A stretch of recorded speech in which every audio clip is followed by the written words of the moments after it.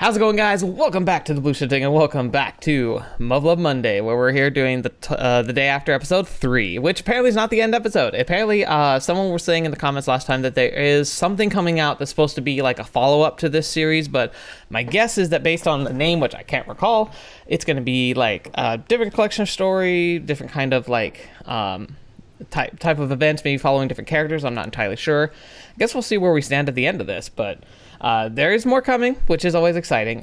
So yeah, more Muv-Luv. I'm always excited for more Muv-Luv. But we're going to be continuing here because last time we did a bit of a recap. We were able to see a little bit about some stuff, including some potential double agenting going on in some of the orbital stations. We also are seeing some... we saw some updates about the globe of like post-craziness world, post-Babylon. That's been nice to see. And then we're also kind of seeing that tensions are still really bad with the Canadians on the border. We know that that Hibiki is still going to be working with the Shogun, and yet we're going to have some butting of heads with the head of the royal Royal Guard, who essentially have taken over control of Japan. The Shogun's supposed to be the head, but she's essentially a figurehead, and like was able to do some finagling before, but now she's going to likely face consequences for that. So yeah, we'll have to see how that plays out. But today we're going to just jump in and see where the drama's starting today. So let's see what Matsukaze and the rest of the people on the patrol are going to be talking about. So, are there fewer hostiles on the side of the border lately? Oi, そっちのデータリンク更新はどうなってる? ダメです。上空に磁気嵐が停滞しているようで真っ白けです。クソの役にも立ちません。 Magnetic storm. I was thinking about the magnetic storms. Obviously, the gravitational disruptions of the planet and heck, I was thinking about the fact that if the G-bombs mass ejected a bunch of material out into space, the planet itself might actually be wobbling in its own orbit just because of the force of that ejection. It would be a small scale wobble, but it could be enough to really upset a lot of gravimetrics in the area. It also could have ionize the magnetic field that's produced by the core, which could have caused a lot of issues. Maybe the magnetic core is rotating differently now, which is part of what could cause magnetic storms. But also, I think ionization of particles in the upper atmosphere is likely a contributor to the magnetic storms. Also, if the ozone layer has been blasted away or has been breached or something, then you could just be having a natural consequence of being at more... the planet seeing more direct focus of solar particles that normally are protected by the ozone layer and the magnetic field, but with both of them being weakened, we're having just essentially the stuff that comes out of sunspots is bombarding the planet and just causing chaos there. But that would, I think, they'd be talking about aurora borealis being much more prominent, which is another thing that would happen. But again, that kind of requires an ozone layer, so if the ozone layer is heavily damaged, you might not get that thing anymore. But I don't know, that's an area I'm not familiar enough to be able to theorize when things are upset to that scale. So yeah, we'll see but yeah, the magnetic storm still no bueno. 使えねえな。まともに機能してるのはローカルだけかよ。気抜くんじゃねえぞ、お前ら。You'd think they would have some more sensor lines set up for this. 注意が一番心配ですよ。うっせ。おう、立浪。そっちの調子はどうよ。Not listening. お前も災難だよな。せっかく紹介任務から外されたってのに、こんな時に限って、これも雑用のうちってことだ。おい。お前な。こっちは無茶やったことで大尉に目つけられてんだからさ。So I'm checking the sound volume right now. And besides, give me a little space here, will ya? I'm the one who's about to be on the receiving end if she gets word about this. 変に社長配っちまってると、いざって時に動けなくなっちまうからよ。要望だよ、要望。で、そっちの調子はどうよ。なんか変わったことあるか？ Seriously? ねえよ。なべて弱こともなしってとこだ。ああ、しかし、4カ国会議の開催が決定してるのに、国境警備とはね。Hibiki, I'm pretty sure the last place they want you is around a whole bunch of diplomats talking about very sensitive stuff, where every little phrase you say could be misconstrued. You're the last person I'd want there. Just what the heck is His Excellency Ikaruga playing at here? This ain't the outcome he wanted, but he still gotta make things work somehow. You'd think he'd try to enlist the talk, he'd try to ensure the talks are a success. I wouldn't be hurt, it wouldn't be hurt to be on guard, trust but verify and all that, but we also shouldn't assume they're acting in bad faith. And I don't see for the life of me how increasing security at the border doesn't send the negotiating partners the wrong message. Well, I guess that's the name of the game when we're killing each other and only a few days ago. やっぱり休戦の立役者様としてはその辺が気になりますか？無線切るぞ。My baby, he says. I only acted in the heat of the moment. No one's more surprised than me things actually worked out. And man, the Canadian pilot sure saved my bacon. Did I cut it real close or what? No wonder Her Highness was worried about me. In hindsight, what I did was borderline suicidal. Not worthy of praise at all. わあ、怒んなって。なあ、フランスの使節団が到着するのそろそろじゃなかったっけ？あと30分でカナダ領に到着予定です。少し遅れていますね。大解放後は気流がかなり変動したようなので読みづらいんだと思います。Man, so much got messed up by that stupid... Alternative 5 sucked. Oh, okay, it's transitioning. I was like, what's happening? I'm sure that Canadian pilot was thinking about the people living on the other side of the border, about how their lives would get wrecked even further if the war went on. That's why he listened to me. しかし、東から西へとご苦労なこった。燃料が余ってるわけでもなかろうに。Oh yeah, they have to fly all the way from the East Coast. Oh gosh, I forgot that that's where they're headquartered right now. Beats the alternative. それだけ食料不足が深刻ということじゃないですか？ま、そういうことだろうな。今は燃料の心配なんかより飯なんだろうさ。状況的にはそれしかありませんわね。食料プラント襲撃なんてことまでしてきたんですから。Yeah, I still think that the motivation for that is really odd. Like, it was obviously a tactical decision, but if they were planning on engaging in, like, confrontation right away, you feel like they would have gone for military, like, targets, because if they thought they could win, then you'd think they would try to capture the plant. Maybe it really was about diverting, like, resources to make an assault more likely, which is very possible, but they also knew the capabilities of the Americans. The Americans could have cleared up that whole situation pretty quickly with their air superiority, so what was their game? Like, what was it they were really trying to win? I just don't accept what we've been told so far. It just doesn't quite add up. 兵士少尉、あの件はまだ調査中です。彼らの仕業だと決まったわけじゃありません。了解。とにかくギリギリだったってことよ。You cannot understand how big a deal a famine is until you've had nothing to eat yourself. Words can't do justice how terrible this is. You just stop thinking clearly, start acting on instinct. Yeah. It's the ultimate catastrophe, one where you lose your reason and forsake your humanity. Sets you on a path that leads straight to hell. France is at the breaking point, but at least we managed to stop the war before it became a full-blown humanitarian disaster. Now let's just hope we can reach an agreement without killing each other. なあ、エレン。ちょっと聞きたいんだが、カナダの住人は今回の停戦についてどう思ってるか、想像つくか？え？同じカナダでも私は東側出身だし。Right. アメリカとカナダが密接な関係だったのは間違いないけど、アサバスカ核攻撃に対するアメリカ軍アレルギーが存在していたのも間違いないわ。Athabasca, I believe, was the operation where they'd seen the first few, essentially startup monuments, which are they're like asteroid, like beta hives that crash into the planet and kind of establish a beta consciousness and core, like, mind, I guess you could say. Like the cores are coordinators, so it's like establish a coordinator. So they had the first few that landed in Eurasia. And then they had one that landed in North America, and it landed in Canada. And Athabasca, I believe, was the operation where they saw like how, like, once it landed, that was the weakest the beta were ever going to be, because as soon as they established themselves, it would just become a greater and greater threat and pretty much become unstoppable.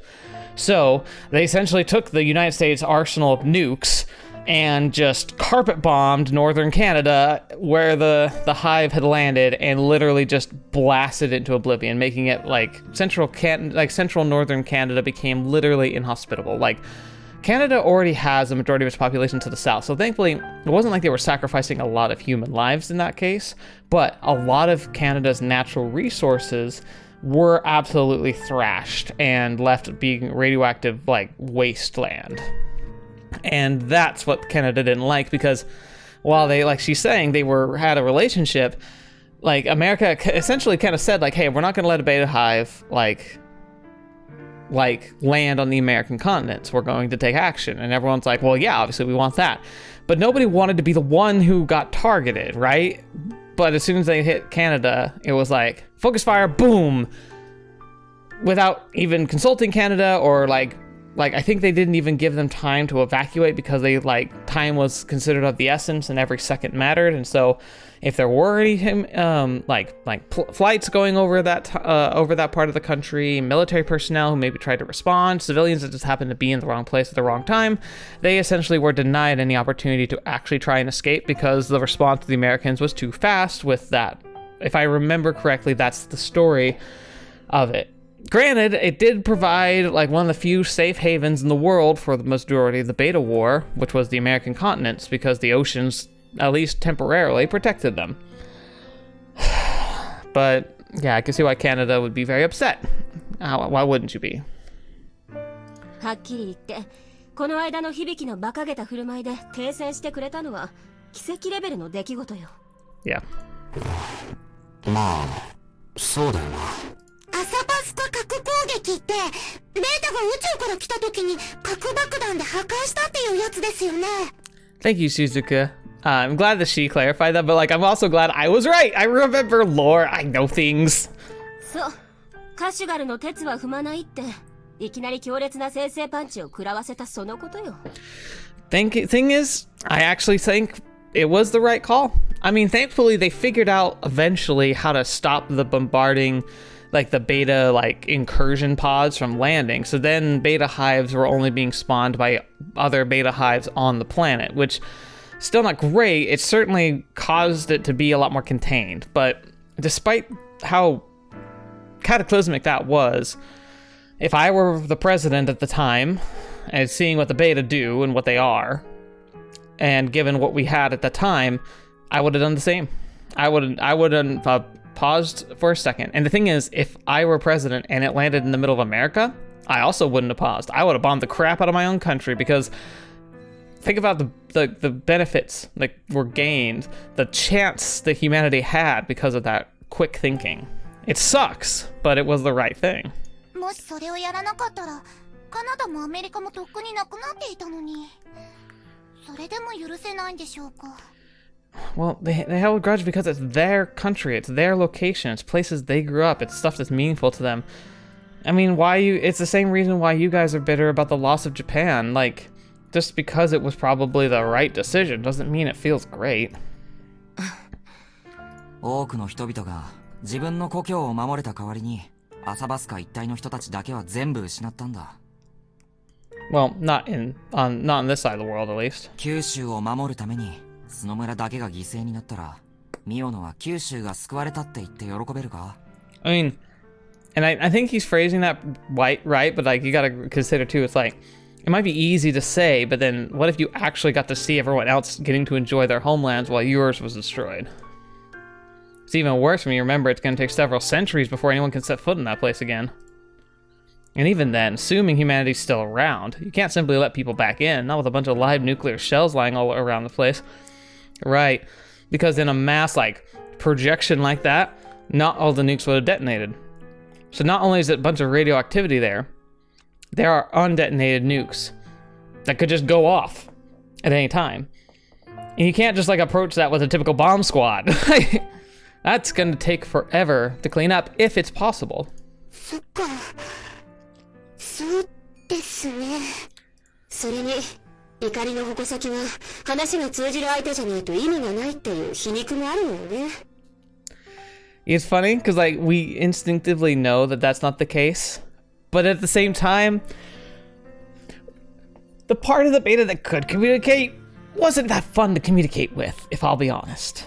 ベータを憎んでも留飲が下がりようもないからな。そしてそこに大解放が加わった。これもアメリカのせいだと感じている人が多々いるはずです。Now that, I do think was a bit of a problem, but that's mostly because I know Alternative 4 would have worked because I have hindsight on my side. I can see why it would be difficult to just get behind Yoku, crap. Oh my gosh, why can't I think of her name? Okay, remember I've been sick. I've been dealing with a lot of brain fog lately as part of like it's not really sick. It's post-COVID. It's fatigue. It makes it hard for me to think sometimes. But come on, Kyozuki, isn't that right? I feel like that's not right though. Crazy doctor, in charge of Alternative 4. Professor Kyozuki?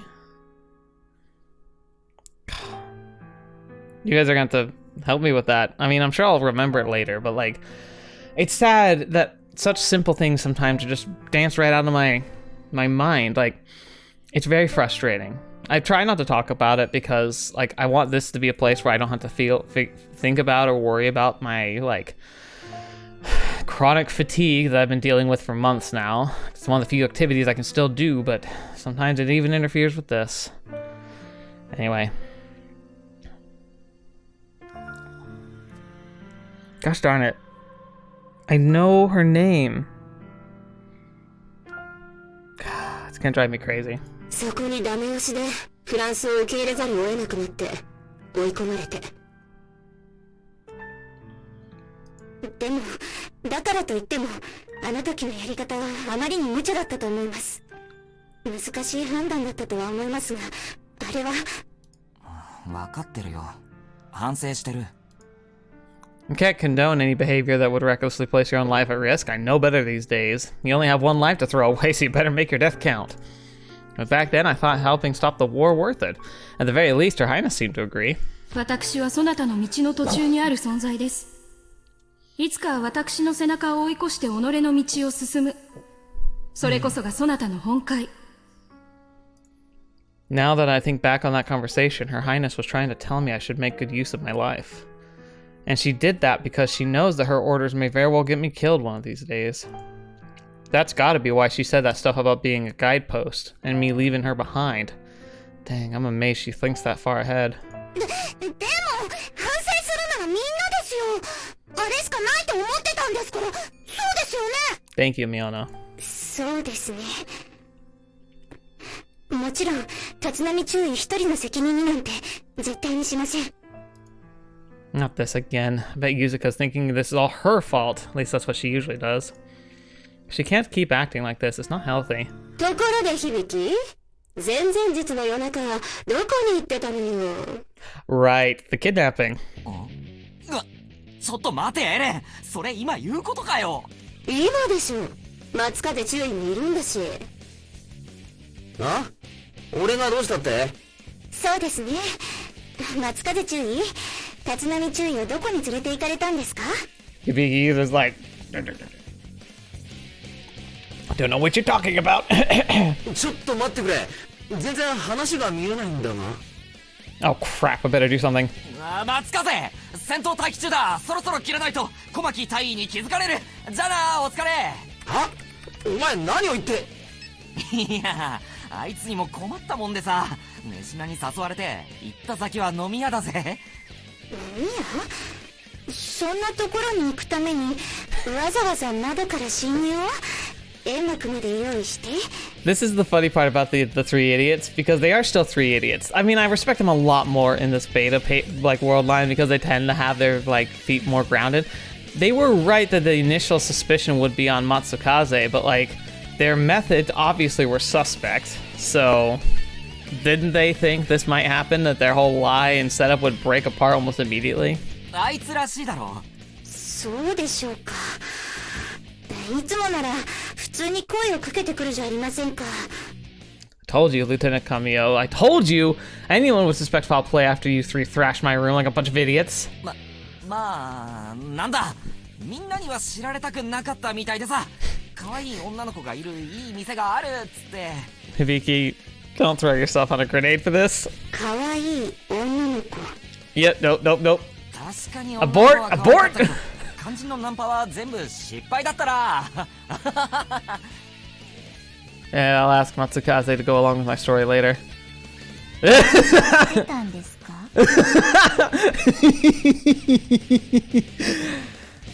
That is great art right here. Mwah!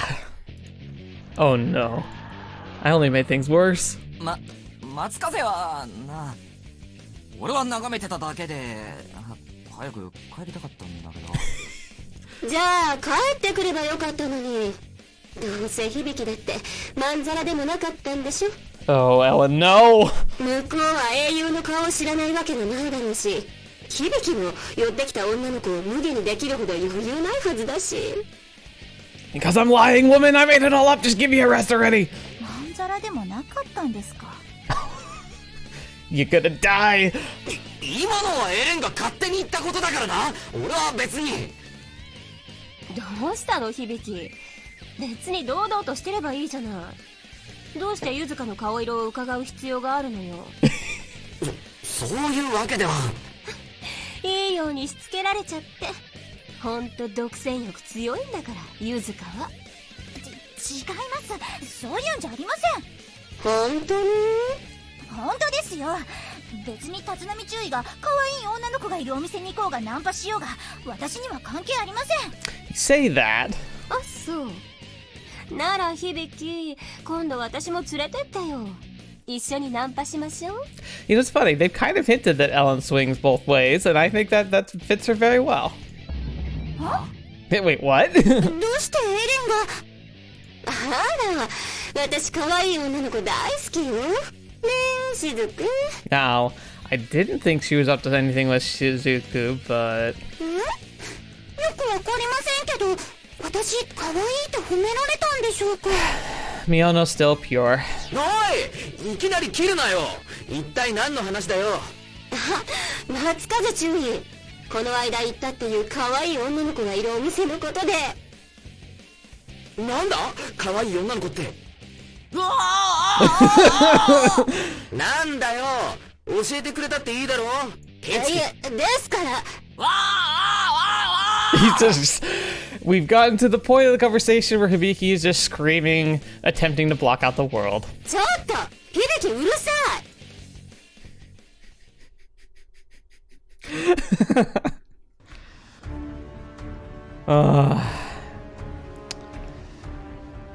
Here we コマン go. ドポストよりロレーヌリード。定時連絡の時間です。こちらロレーヌは異常なし。そっちはRiviera. I wonder if she's the... I've been keeping an eye out for the girl that was mentioned in, crap, I should have thought of checking the name of that short. It was the short story that took place in Europe. But there was like the French like TSF pilot who was kind of at odds with the main girl character, who was like looked really interesting. I wanted to learn more about. I wonder if that's her. 特に異常はありません。あと1時間で施設団がカナダに到着します。ロレーヌ1了解。作戦は順調に推移しています。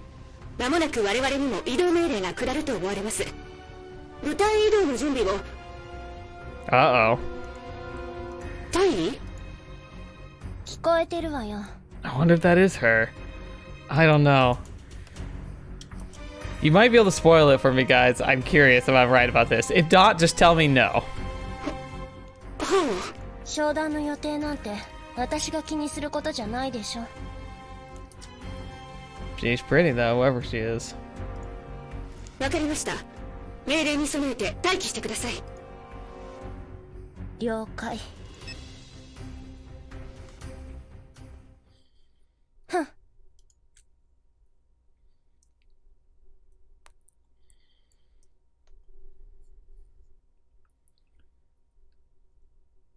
殿下、もうしばらくのご辛抱を。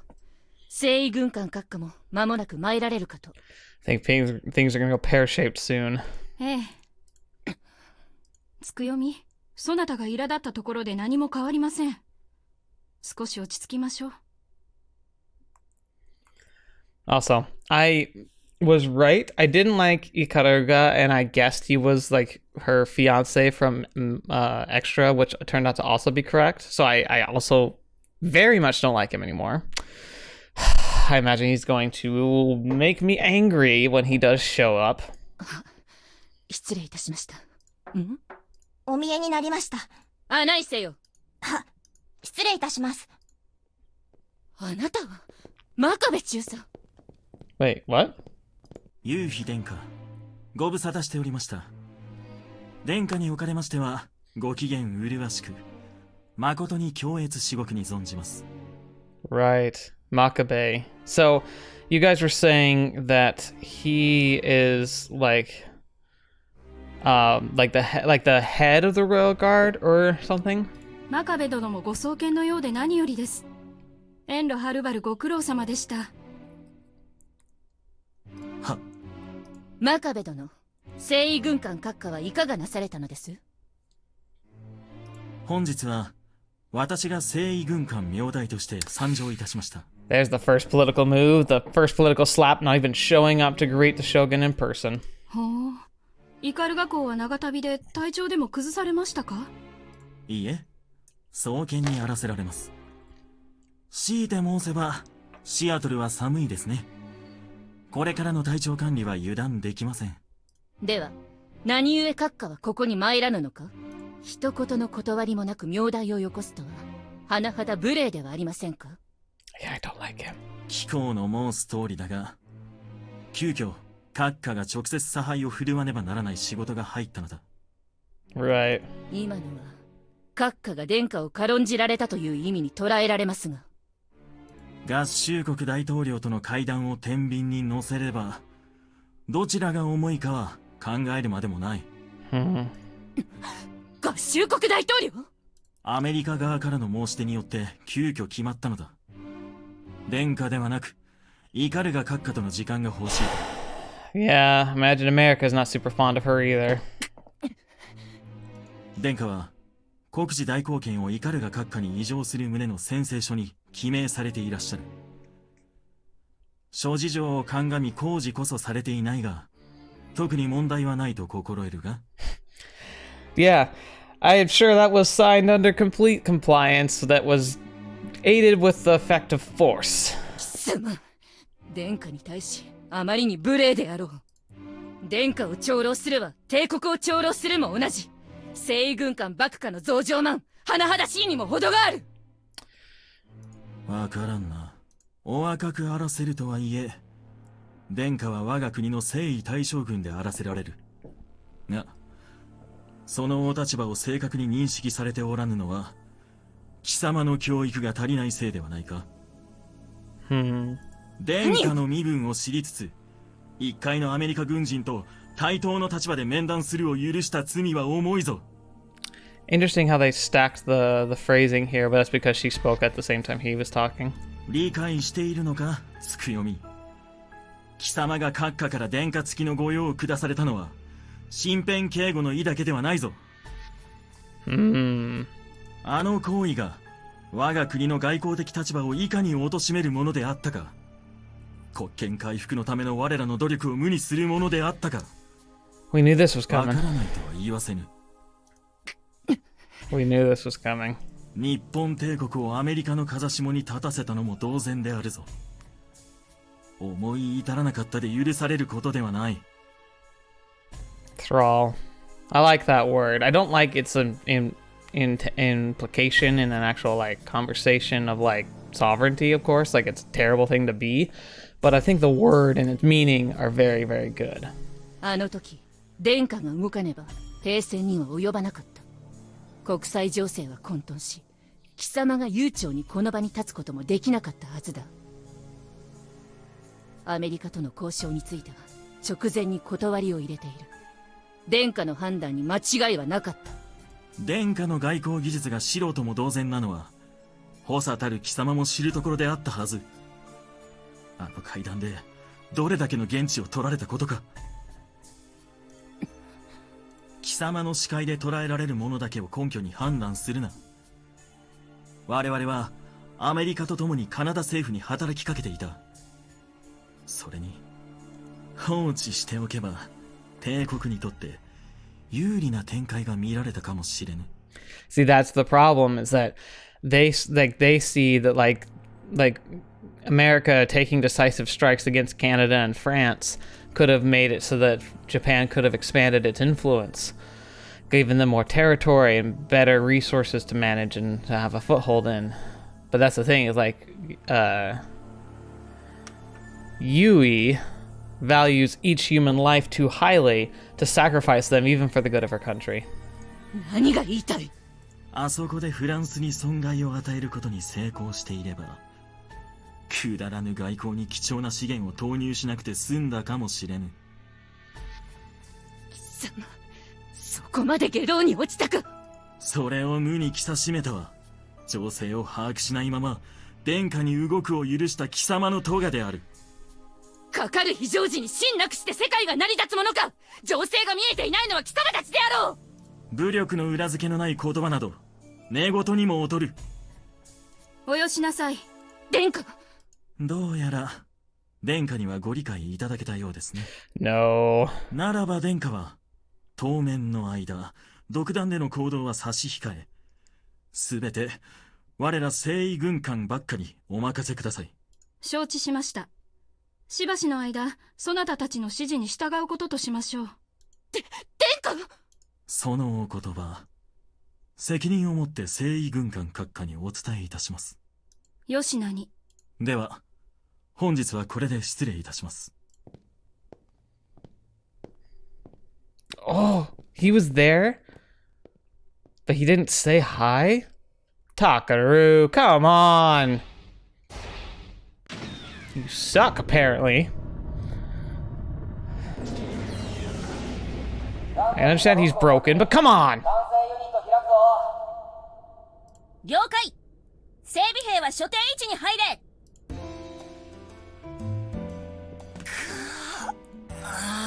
くったびれた。 It's a good thing nothing happened, but standing by the exact same spot for hours on end is darn tiring. Agreed. I did flagging, which is where you direct traffic during construction. It interrupts the like the normal flow of traffic. It's the people who hold the signs and stuff. That is horrifyingly hard. Like, it looks like it's easy, but standing on your feet all day for like 12 hours straight is horrid. Oh my gosh, it's so tiring. At least you can count on the fortified suit to keep you warm, unlike when we had to go do guard duty in the BDUs. お疲れ様です、注意。どこか壊してないですよね。ないない。どこもぶつけてねえぞ。 Thank goodness, you've killed 2 TSFs so far. 本当ですか？あのな、信用ねえのな。当然です。出撃のたびに戦術機ぶっ壊してくれるのは注意ぐらいなものですよ。I like Kusumo though, she's funny. 誠に遺憾でございます。Yeah. Joshing a TSF's no joke. Not like we have plenty of replacements to go around or anything. この間も言いましたけど、機体が壊れるってことはそれだけ周囲の身が危険にさらされるってことです。私たちはそれを心配してるんです。そこのところご理解ください。ああ、感謝してるよ。お疲れ様でした。ほんと疲れたわ。早く熱いシャワーが浴びたい。They're so cute. 楠本軍曹、お疲れ様です。お疲れ様でした。皆さんご無事で何よりです。よし、それじゃあ報告書はいつものように提出してくれ。以上、解散。さーて急がないと。ミオの少尉、何か用事でも？はい、今日は狼注意のお見舞いに行くんです。Yeah, Ogami. そういや、ミオノはしょっちゅう通ってるんだってな。だって注意、暇を持て余してるから来い来いってすごいんですよ。今日も行かなきゃ呪われるんです。 Yeah, it's true. She must be dying. Like, now that she's like not dying, literally, she must be so tired of being in recovery. 呪うって、狼注意、その村では神主に次ぐ能力者で、村の子供たちだけでなく霊とか神様なんかもずらり従えてたらしいです。その話どこから突っ込めばいいんだよ。あの人あれだけの大怪我を負った割には元気よね。今度みんなで行きましょうよ。立浪注意にも会いたがってましたよ。ああ、行きたいとは思ってるんだけど、なかなか時間がな。面会時間もう少し遅くまでだったらよかったのに。 You might be able to pull some strings, Hibiki. I mean, you're not supposed to abuse your position and influence, but that's a good cause for it, I think. そうだ、急がなきゃ会えなくなっちゃう。 Bye, Miono. それは大変ね。呪われちゃう。気をつけていってらっしゃい。よろしくお伝えして。了解です。ちょっと待ったー。ハンガー内での振る舞いは帝国軍人として規律正しくよろしくお願いします。平時に走るのは禁止です。 Fair point. いきなりどうしたの？いやー、実はですね、今日メーカーの重役さんが来てるんですよ。心証よくしておかないと。メーカーの重役？はい、なんと川崎重工の専務様です。Oh, very cool. へえ、川崎重工って知らないの？そうなんです。きっと補充のための視察に来てるんですよ。これで機体整備楽になるといいな。Awesome, that's cool. 補充するのにわざわざ視察になんか来るかな。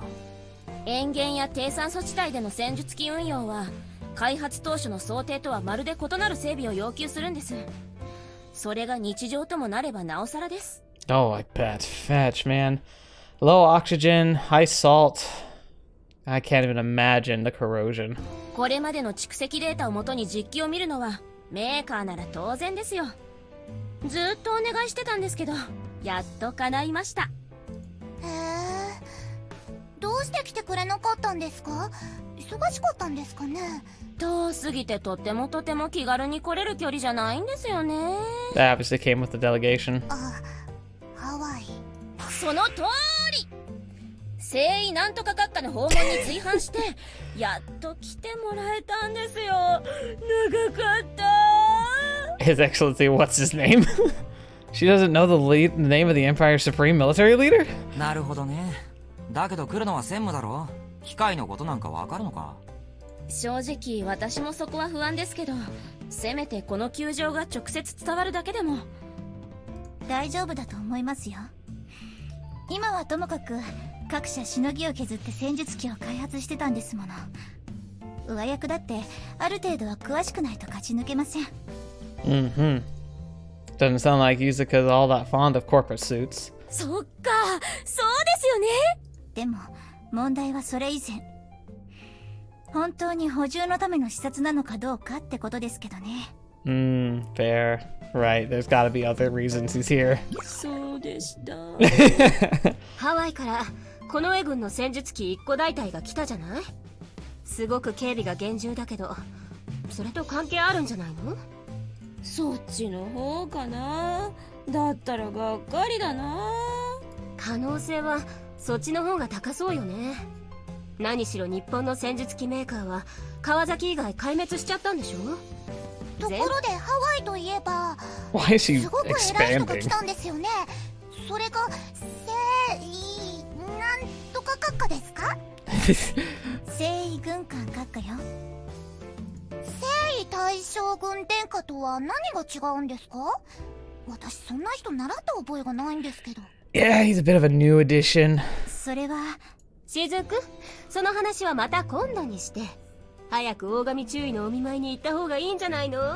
呪わ。そうだった。 Oh, what's this now? 立浪注意、中村です。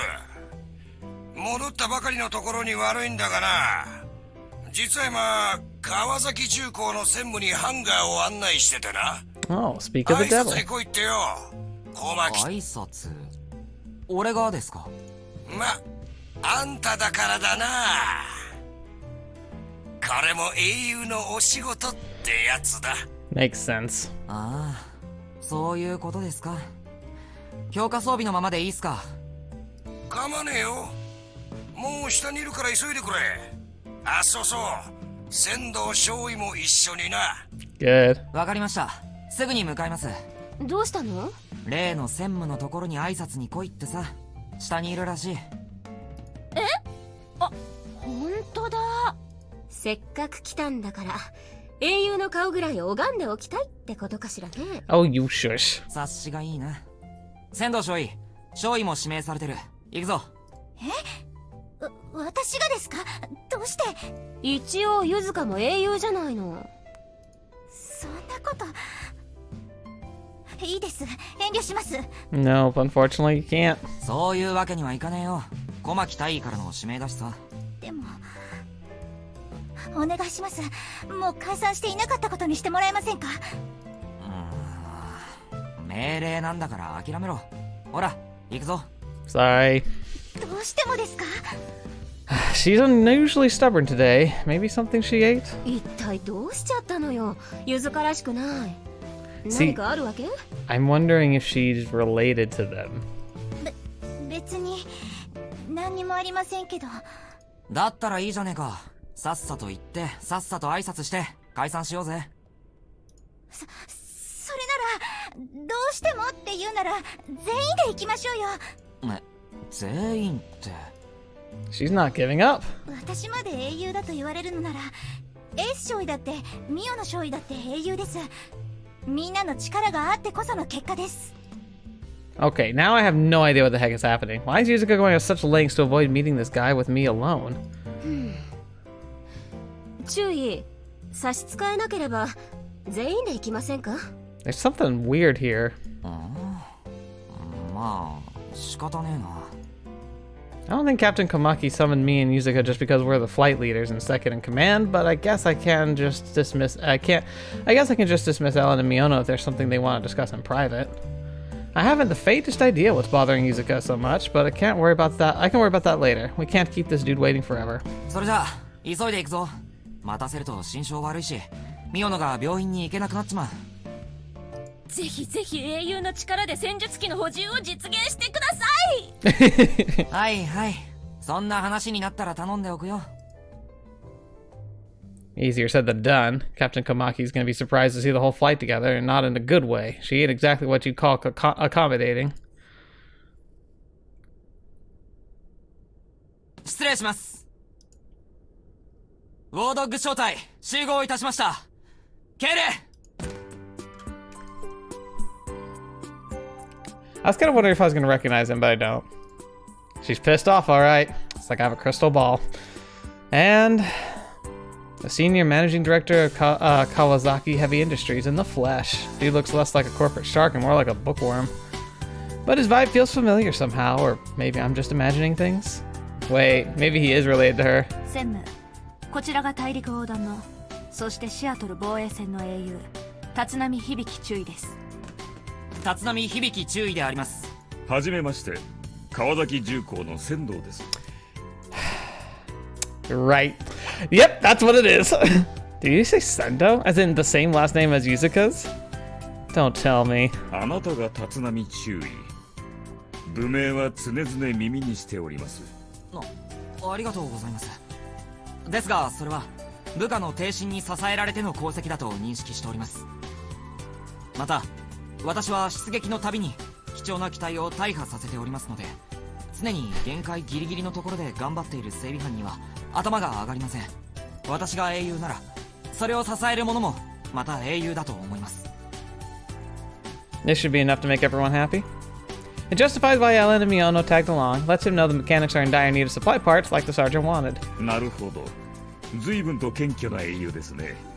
想像通りでしたな。恐縮です。器の小さい男だ。Oi! いや、失礼。しかし、それでも英雄には違いない。注意。I don't like the way you said that. はい。先ほどの言葉、注意は目的を達成するために、時には部下の命を危険にさらしたし、貴重な機体を大破させることも厭わなかった。Ah, right. 私にはそう聞こえました。その決断は誰にでもできることではない。Oof. 潔いだけの人間は決して英雄にはなれない。エゴを振りまき、押し付け、誰かの人生を狂わし、その結果、大きなことを成し得た者こそが英雄たる資格を得る。だが、成し得たことが小さすぎてもいけない。英雄の条件とは、なかなかに厳しいものですね。それを注意はクリアした。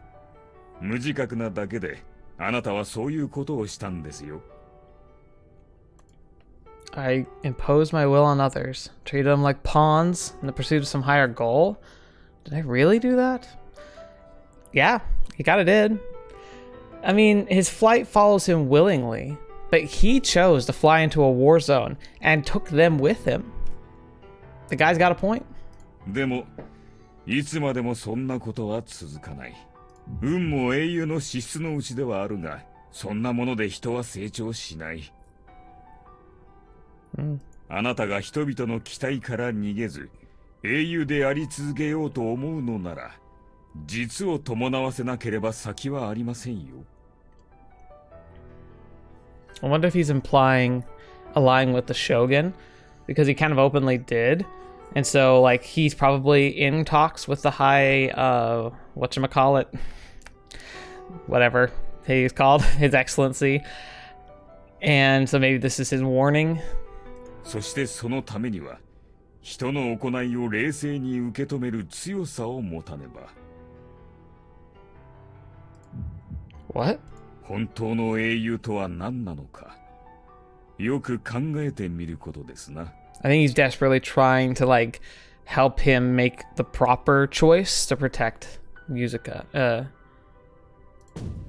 Don't tell me. 私もあなたに期待する一人として、そして本当の英雄を知る者として、老婆心ながらお教えした次第です。Figures. Just gotta know I'm working for Her Highness. Yeah. His little sermon just now, he was definitely sizing me up. And that means the true hero, Mr. Glasses here, is talking about can only be His Excellency Ikaruga. So what's his angle? Is this guy trying to tell me helping Her Highness is the wrong choice? And by implication, that Her Highness attempts to bring peace are merely a thorn in His Excellency's side? Yeah, I think so. Look at this butthole running his mouth. Her Highness is trying her best to avoid confrontation, but these guys don't care about the body count at all. Yeah, I don't like this one bit. Not one bit. 初対面の人間にこんなことを言われるのは大いに尺に触ったことでしょうが、期待の表れと思ってください。Ironically, like I said, I think he's mostly concerned about Yuzuka. Indirectly. This is his way of trying to, like, express concern that, like, he doesn't want her being thrown into the path of the losing side, as you were. 尺に触るとかそんなことはありません。ほほう。若いのに感情的にならないとは感心だ。さすがは帝国軍人。心の鍛錬も怠りない。He's definitely a lot better. Oh, stuffing, you dweeb. Of course I ain't gonna fly off the handle in the face of the slightest criticism. Would reflect poorly on Her Highness, and you know it. それでは続けてご紹介いたします。正体副官の仙道柚香少尉です。Yep. 仙道柚香少尉であります。That's cold. よろしくお願いします。エレン・エイス少尉です。Nothing? What the fetch? エレン・エイス少尉であります。よろしくお願いします。ミオの雫少尉です。ミオの雫少尉であります。よろしくお願いします。このような年はもいかぬ少女を戦場に送り出さねばならんとは、我々の業も深い。But she's one of the best. 専務のおっしゃられることもわかります。ですが、そういう時代です。よし、貴様たちはもう。They're finally free, thank goodness. I'm so pissed off. First order of business is inviting Matsukaze out for a couple drinks. There's a metric ton of crap I need to get off my chest. すみません。質問よろしいでしょうか。What? Huh? エイス少尉、専務はお忙しい。構いませんよ。何ですか？ Is she gonna just throw the laundry out? 日本では仙道という名字はポピュラーなのですか？ Ellen. She's doing it on purpose. うわ、いきなり確信に切り込みきた。なんだか面白そうなことやってんな。何が？松風注意。あのおっさん誰だよ？川崎重工の専務ですよ。そして今壮大な秘密が明らかになるかもしれません。まあ元から大企業とはいえ大解放を乗り越えた上にこの SF とハワイで蜜月なんて都合が4つ見るわ。秘密の10や20はあるだろう。Yeah, which we actually know is the railgun too. そうじゃなくて、あの専務の名前仙道って言うんですよ。え、仙道？ほほう。うん、そういえば松風中尉は仙道少尉と知り合って長いんですよね。これって関係あるんですか？知らん。あいつ自分のことになると途端に口が重くなるんだよ。それでどういう関係なんだ？それを今エース少尉が質問してます。答えは15秒後にって感じです。 Can we get back to the break? なるほど。気になるのも無理はないでしょう。別に隠すことでもありません。そこの仙道ゆずかは私の娘です。 Cool. Nice to know that relations are great right now. おー、すごいですよ。仙道少尉って川崎重工の専務さんの娘だったみたいですよ。I mean, we knew she came from money, but still. おい、本当かよ。ってお前声聞こえてんの？この距離で。It's true. What do you have, like super ears? バッチリです。班長の無線盗聴してますから。 Cheating, gotcha. 細工してあるんですよ。前にサボってお茶してるの見つかってから怒られるの嫌ですからね。 That's pretty funny, actually. 油断も隙もねえな。松風注意には言われたくないですね。まあいい。それなら徹底的に聞きまくれ。そして一切漏らさず俺にも教え。大丈夫です。ゆずちゃんってお嬢様だったんだ。 Yeah, she's thrilled about it too. Look at her face. やめて。注意はご存知でしたの？ずいぶん長いこと組んでますわよね、仙道少尉とは。いや、初耳だ。That's why she's been acting all weird. So dweeb's her father. And from the look of it, they don't get along. Maybe that because he's acting like a real butthole? Nah, Yuzuka was doing everything she could to get out of this meeting. There's gotta be more to the story. おいおい、何黙ってるんだよ。別に話すことありませんし。 Jeez. はあ？何言ってるんだよ。いつ以来の再会だと思ってんだ。大解放以来、いや、欧州派遣以来会ってない。 Hibiki. よな。 Shush. Shut your face. Think about it for a second. Yuzuka, one of the more thoughtful people you know, over thoughtful even over emotionally attached to people. If she doesn't want anything to do with her dad, I'm guessing she's got a good reason. You're not helping. そうですね。いや、そうですねって。無事なのは知ってましたし、調べればわかりますから。でも、お前が生きてることはわかるんじゃないですか？ What the heck, man? I can't believe her. A family reunion in this day and age? That stuff only happens once in a blue moon. She's acting like it's no big deal. There's less a few 100,000 Japanese people alive in the whole freaking world. Does she understand it's a miracle to find one of your relatives among the survivors? Fetch, people would literally kill for a miracle like this, and she doesn't give a crap? I've got no clue what happened between them, but this can't be right. 仙道少尉。ちょっとゆずか、何照れちゃってるのよ。久しぶりの再会じゃないの。 Good job, Ellen. Ellen? 別に照れているわけでは。また。いいのよ。泣いて抱きついたって。Maybe not. そんなことしません。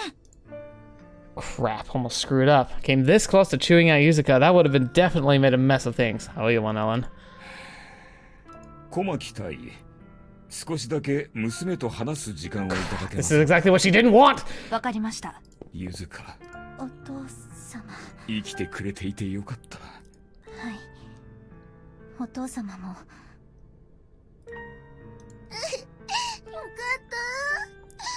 ったです、ゆずちゃん。お父さんがええ、そうね。Hmm. 都は亡くなった。種数も勝明もだ。 Oh, fetch. It must be your brothers. そうでした。 Sister and brothers.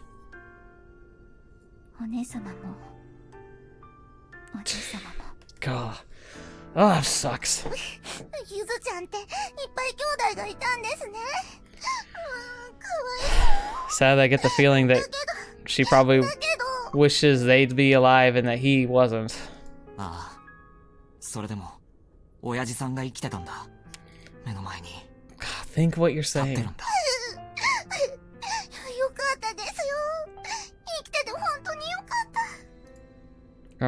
From the way Miona's bawling her eyes out, you'd think it's one of her folks she's meeting. This should be a touching scene. Doesn't get any better than finding one of your parents is alive. So what's up with her? Yuzuka isn't even looking at him. 感動の再会って感じじゃないですよね。何がどうなってるんですか？さあな。けど普通に考えりゃ相当仲悪いってことなんだろ。親子が生き残ってるなんて奇跡みたいなものなのに、それを喜べないぐらいにですか？俺が知るかよ。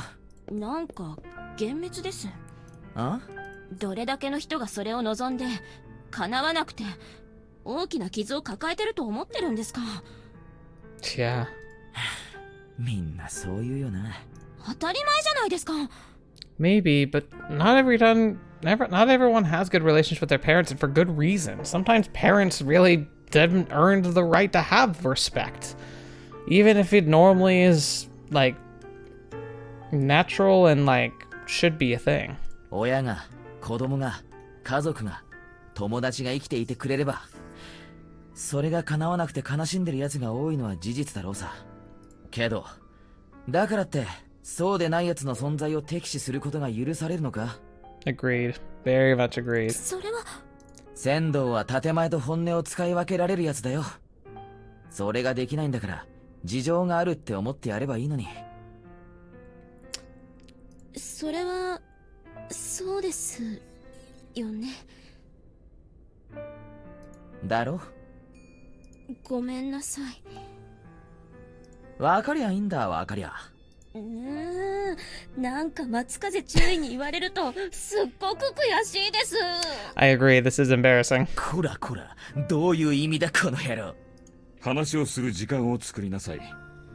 いろいろと説明しておかなければいけないことも。 How much you want to bet he's going to try and recruit her to his way of thinking when it comes to not siding with the shogun? 申し訳ありませんが、軍務が残っています。4カ国会議がありますので、当面時間は取れないと思います。 She's so dead.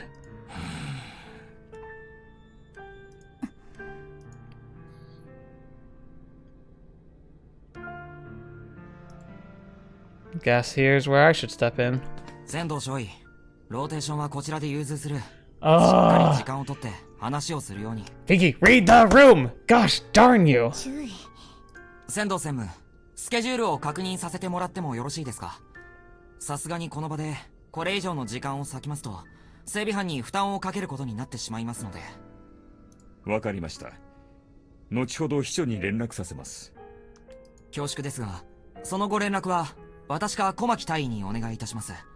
規定なのでご理解ください。 Regulations my butt. I just have this hunch Yuzuka would shelve the meeting with all of us, none the wiser. Anyway, better cut this short. Having to talk to her father out in the open must be putting her right in a tight spot. Okay, so you're just going to stomp all over her feelings anyway. Cool. She needs some time to sort out her thoughts. Can't expect her to do so on the spot. では大尉、次をお願いできますかな。随分と時間をオーバーしてしまった。 Yes, please go. Please leave. はい、こちらへどうぞ。立浪、貴様たちは解散してよい。了解。 Thank freaking goodness. というわけで頭の中整理しておけよ。はい。以上だ。今度こそ解散。了解。Fun. Man, it seems like 3/4 of my workload these days is dealing with the squad's personal issues, and it's weighing me down big time. How much time have we spent on your personal issues? Literally 2 episodes. They don't pay me enough for this crap. お疲れ様。Kinda. ユズカと一緒に戻ったんじゃないのかよ。一人になりたいって先に行かれちゃった。ゆずちゃん、お父さんが生きてたこと嬉しくないんでしょうか。ミオの大神注意の見舞いはどうしたんだよ。なんかそんな気分になれません。おとなしく呪われることにします。それにしても響、よく耐えたじゃない。ああ、あれは助かったぜ。けどさ、どう考えたっておかしいだろ。あんないけすかない父親でもそれはそれっていうのが普通の感覚。そこはどうなのかな。こんなご時世だからそういうことにしたいのはよくわかるんだけどさ。Alright, this might seem a bit like an odd place to go, but I don't want to jump too far into this, because I have a feeling also they're not going to talk very long about this and it's going to phase into the next thing, but this is a good place for us to stop. So let's go ahead and take the brakes off here. Come on, Hibiki, come on! He's been getting a lot better about picking up on stuff, but he really shouldn't have... Like, he shouldn't be forcing his ideals on other people when it's obvious there's a lot more going on. I feel like he's kind of throwing Yuzuka under the bus. I think she should have time to focus her, like, attentions, and I do think it would be wrong to, like, allow her to just shove things under without him knowing. And, like, she should talk about her issues and they should work together as a squad to figure it out. But when she's clearly, like, she was in distress before, like, getting to the meeting. She's very dead in the eyes at the meeting. They shouldn't be piling on the pressure on her, especially without context. When they're your squad mate, I understand wanting to, like, have that good emotional connection, but even in a world like this, that might be more painful than a helpful reunion. And so I feel like it really should be something that should have been addressed more properly, but we'll get there when we get there. Anyway, it's jazz music. Awesome. Loving it. But yeah, let's continue moving on. Thank you guys so much for joining me today. Hope you guys enjoyed today's episode. Very interesting one, all over the place. Kind of dipped into, like, the hilarity again, but also kind of went really serious again. It's going to be interesting seeing this dichotomy. I wonder how long they're going to keep doing that. Like I said, I think they're trying to, like, have a lighter tone because I'm guessing it's going to get really grim later on. So they're trying to, like, have some, like, good feels going on at some point, but yeah, we'll see when we get there. But I'm looking forward to doing this again next week. I hope you guys are enjoying this as well. We had a wrap party, so we're doing a new series on Friday. It's going to be Love Esquire, which is going to be a really fun, like, visual novel management sim. It's going to be interesting. It's kind of a blend of the two types of mechanics, so it should be... I'm not even entirely sure how I'm going to end up cutting up the videos. Probably just going to be taking out a lot of the grind and focusing on the story elements, but... you know, we'll see. I have no idea. I played the game, like, a demo, like, years ago, so we'll see kind of what it is. But I had a lot of fun with the demo, and I'm sure a lot's changed since then, so I hope you'll join me for that on Fridays. But yeah, other than that, keep joining me for Muv-Luv. We're wrapping up Fata Morgana, and we're going to be doing Rewrite on Wednesdays after that. We're still plodding on with our Uncivilized run on Tuesdays, and Persona 5 Royal on Thursdays, which also is going to be wrapping up here fairly soon, so keep your eyes on that, because it's been really fun. I'm actually really excited to play that again, so I hope to be able to show you guys some fun stuff this week. So until the next video, watch me up. See me in next. I'll see you there.